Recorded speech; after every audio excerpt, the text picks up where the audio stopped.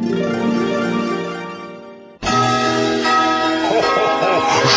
Noël! Joyeux Noël à vous tous.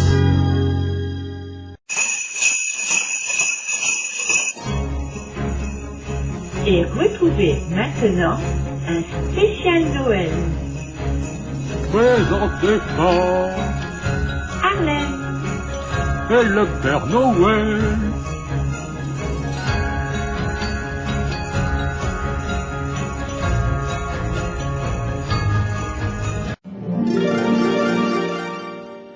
Disons-le tout de suite, le Père Noël a pour origine Saint-Nicolas. On retrouve dans la représentation du Père Noël tout ce qui faisait la symbolique du personnage de Saint-Nicolas. La longue barbe blanche, la mitre qui est devenue un bonnet de fourrure, le grand manteau rouge, de même qu'il voyage dans un traîneau tiré par des rennes, tandis que Saint-Nicolas voyageait sur le dos d'un âne. Malgré la réforme protestante du XVIe siècle qui supprima la fête de Saint-Nicolas dans des pays d'Europe, les Hollandais gardèrent leur Sinterklaas, nom hollandais pour Saint-Nicolas et sa distribution de jouets. Lorsqu'ils s'installèrent aux États-Unis, Sinterklaas devint Santa Claus. Par la suite, Santa Claus subit des transformations vestimentaires et culturelles pour se transformer peu à peu en un Père Noël plus convivial. En 1821, un pasteur américain du nom de Clement Clark Moore écrivit un conte de Noël pour ses enfants intitulé « The Night Before Christmas », la nuit d'avant Noël, dans lequel un personnage sympathique apparaît, le Père Noël. Il le fit dodu, jovial et souriant. Il remplaça la mitre du Saint-Nicolas par un bonnet, sa crosse par un sucre d'orge, et il le débarrassa du Père Fouettard. L'âne fut quant à lui remplacé par 8 rennes fringants. Par la suite, Moore rédigea un texte intitulé « A Visit from Saint Nicholas », la visite de Saint-Nicolas, qui parut dans le journal Sentinelle de New York le 23 décembre 1823. Ce texte parlait de lutins qui distribuaient des cadeaux aux enfants par la cheminée et se déplaçaient dans une carriole tirée par 8 rennes, répondant aux noms de Blitzen, Dasher, Dancer, Comet, Cupid, Dunder, Prancer et Vixen. Il est à noter qu'un 9e reine fut rajouté en 1939, Rudolph, qui fut chargé d'éclairer le chemin du Père Noël grâce à son nez rouge lumineux. Le récit fut traduit en plusieurs langues et diffusé dans le monde entier. En 1863, Harper's Illustrated Weekly, le journal new-yorkais, rêva Santa Claus d'un costume garni de fourrure blanche et portant un large ceinturon de cuir. Le dessinateur Thomas Nast en fut l'auteur. Pendant près de 30 ans, Thomas Nast représenta dans ce journal Santa Claus, ventru et jovial, à la barbe blanche et accompagné de rennes. En 1885, l'illustrateur de ce journal dessina le parcours du Santa Claus qui va du pôle Nord aux États-Unis. Sa résidence était ainsi officiellement établie. Un an plus tard, l'écrivain George P. Webster précisa que la manufacture de jouets, ainsi que la maison du Père Noël, étaient cachées dans la glace et la neige du pôle Nord, confirmant par ses affirmations les dessins de Nast. Pour ce qui est de l'idée selon laquelle le Père Noël aurait été dessiné par la compagnie Coca-Cola en 1931 est une légende totalement fausse. Une étude de la représentation du Père Noël dans les années précédentes montre en effet que l'aspect qu'on lui connaît aujourd'hui était déjà très répandu, y compris sa couleur rouge, utilisée dès 1866. Avant Coca-Cola, de nombreuses firmes avaient déjà utilisé son image dans des publicités, comme par exemple le fabricant de stylos Waterman en 1907, le manufacturier de pneumatiques Michelin en 1919 ou le fabricant de savon Colgate en 1920. Par contre, il est vraisemblable que Coca-Cola a largement contribué à fixer l'image actuelle que nous connaissons. En effet, sur ordre de la célèbre compagnie, c'est grâce au talent artistique de Haddon Sundblom que le Père Noël avait désormais une stature humaine, le rendant ainsi plus convaincant et nettement plus accessible. Un ventre rebondissant, une figurine sympathique, un air jovial.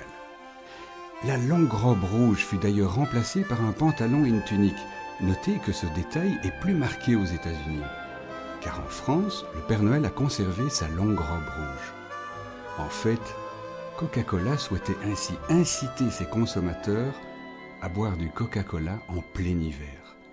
Ainsi, pendant près de 35 ans, la multinationale diffusa ce portrait du Père Noël dans la presse écrite et ensuite à la télévision, partout dans le monde. Voilà. Il me reste à vous souhaiter à tous et à toutes un joyeux, un merveilleux Noël. À bientôt, chers auditeurs.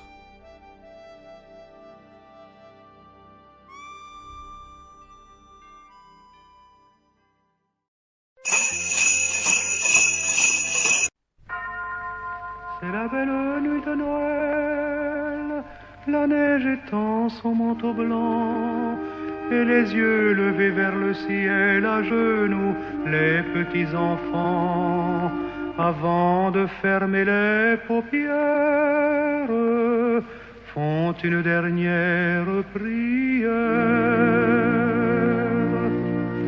Petit Papa Noël, quand tu descendras du ciel avec des jouets par milliers, n'oublie pas mon petit soulier.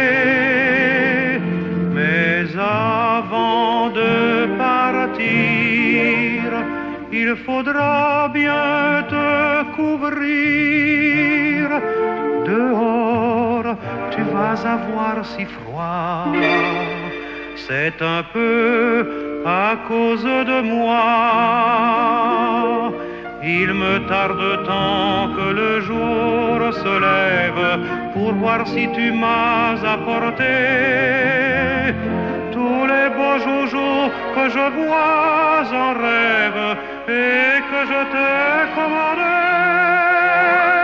Petit Papa Noël, quand tu descendras du ciel avec des jouets par milliers, n'oublie pas mon petit soulier. Le marchand de sable est passé, les enfants vont faire dodo, et tu vas pouvoir commencer avec ta hotte sur le dos, au son des cloches des églises, ta distribution de surprises. Et quand tu seras sur ton beau nuage, viens d'abord sur notre maison. Je n'ai pas été tous les jours très sage, mais j'en demande pardon. Petit Papa Noël, quand tu descendras du ciel avec des jouets par milliers, n'oublie pas mon petit soulier. Petit Papa Noël.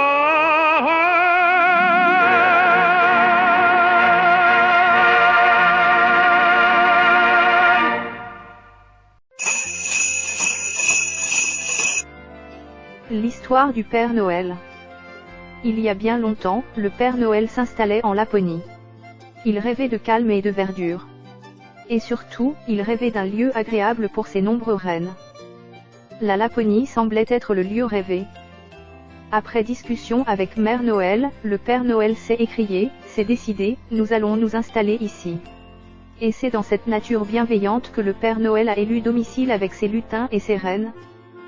La Laponie du Père Noël se trouve très loin de chez nous, là-haut au nord, dans des contrées toutes enneigées l'hiver.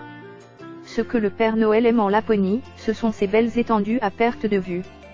Pas de voiture, pas de bus, juste des sapins de Noël, des rennes et quelques renards blancs. Chut. L'adresse précise de la maison du Père Noël est, top secret.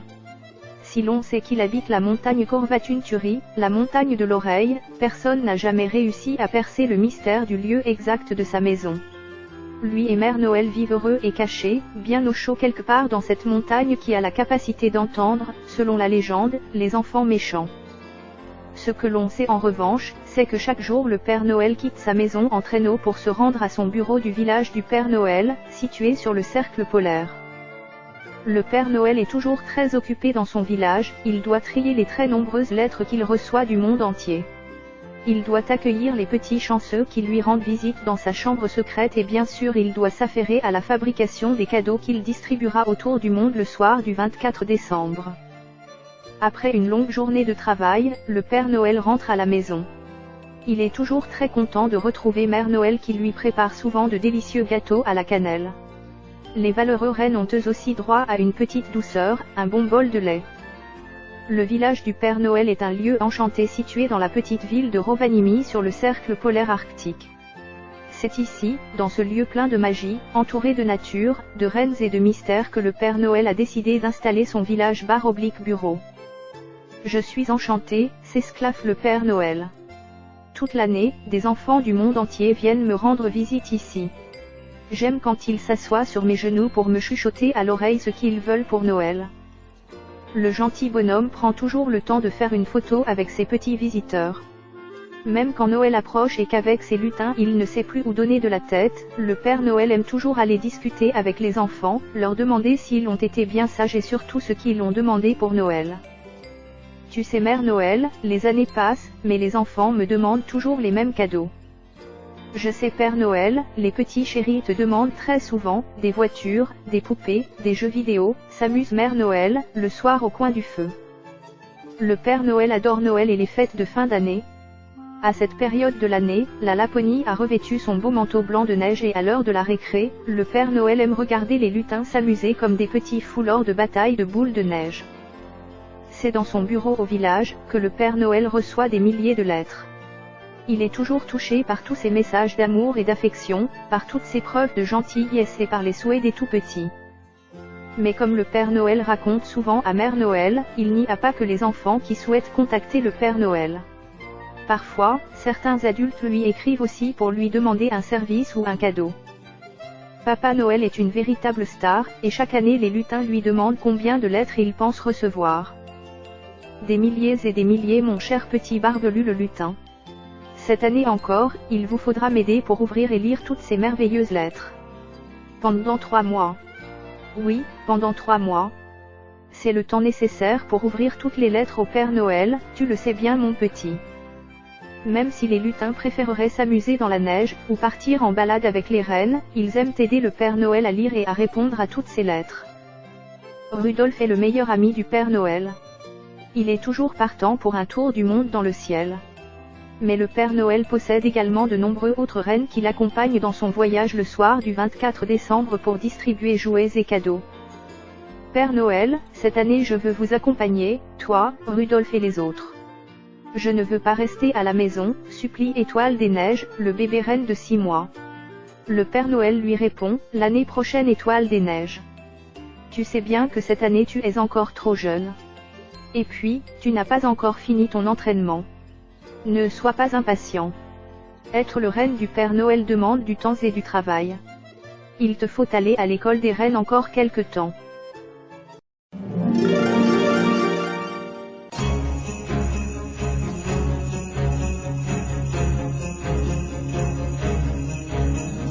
Vous venez d'écouter un spécial Noël.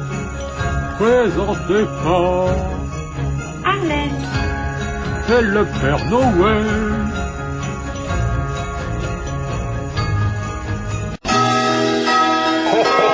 Joyeux